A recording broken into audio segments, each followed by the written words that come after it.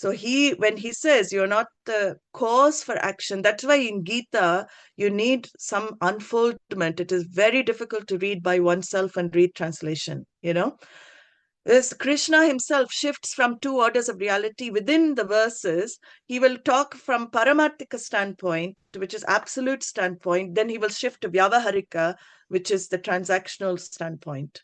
The whole world way of Krishna looking at this, our lives here, is from two standpoints. So when he says you're not the cause for action, who is he talking about? He's talking about you as light, the light that lights up all activities. He's talking about you as the movie screen, Atma, consciousness that gives existence to the movie. So from the perspective of consciousness, you cannot perform any action. Light does not choose to act, does it? Does light say, I'm going to shine on this thing now? Light, we don't see sunlight even saying, I want to shine only here. I want to shine there. If we could influence sunlight to shine in UK, I'd be so happy, but we can't because it just shines. When it just lights up everything. Same way, you, consciousness, light up everything.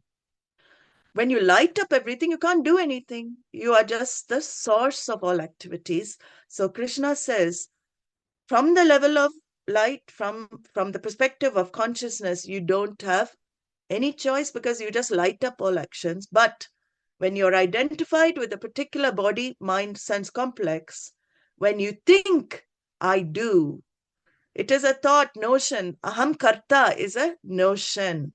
It is a wrong notion, but right now, we are stuck in the wrong notion. That is the whole teaching for the teaching.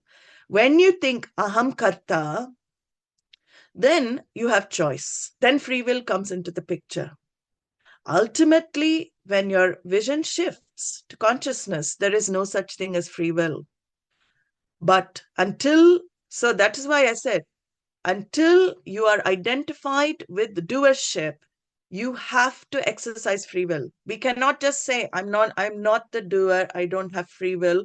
Fake it and make it doesn't work here, okay? It is a question of knowledge. So that's why, it's here, when you're identified with the body, mind, sense complex, you have a choice, and you have the choice to do along with dharma or not to follow dharma. I don't understand the laws of karma.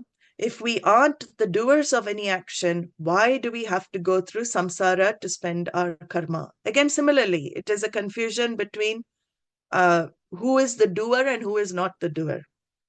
If we aren't the doers of action, means on the level of consciousness, you are not the doer. On the level of the individual, you are the doer. That's the contradiction here that Krishna brings up. It's not a contradiction when it's understood. When your vision shifts to non-doership, and it is a vision shift, when you shift to the light, then you don't have karma. That is what we call dissolution or destruction of all karma. When your vision shifts to the light. But when you're in that particular body, mind, sense complex, you do have karma, and you have to use your I. The I thought, the I, which is choice, you use it along with dharma, you create punya karma. If you go against dharma, you create papa karma. And so the karma theory applies to I, the doer.